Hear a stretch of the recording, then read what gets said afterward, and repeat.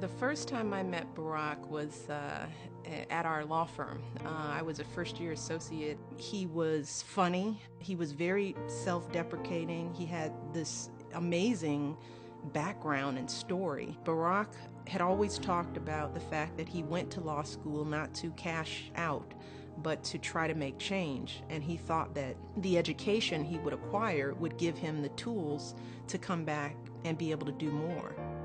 He had told me that he was a community organizer, and I didn't quite know what community organizing was. I had never met anybody who was a community organizer, and in the world of corporate America that I was in, I certainly didn't find many young people who were that engaged in the community. But he invited me to go with him to a training that he was doing on the far south side in a small church.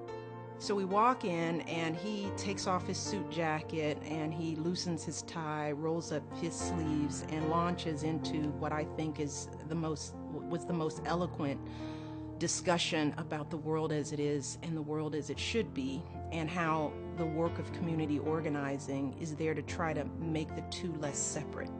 And he connected with every single person in that room. There were a lot of amens going on. So I thought, this guy is pretty special. I am the youngest of two children, and we grew up in modest conditions. My father was a city worker. My mom was a stay-at-home mother. Barack was raised in a teeny little apartment in Honolulu. I grew up in a teeny little apartment on the south side of Chicago. And what drives Barack are these shared values, which I call, just sort of good old Midwestern values. We believe in hard work. We believe that you speak what's on your mind. Your word is your bond. You treat people with respect and dignity. Our girls, Malia and Sasha, are the light of our lives. They keep us grounded and whole because they're kids. They're 8 and 5, and they care about getting a dog and what they've done today and how their lives are interesting and full. And what we are reminded of every day when we see them is that every child should be able to enjoy what they enjoy, that freedom of just having so much opportunity. And too many children in our country don't have that.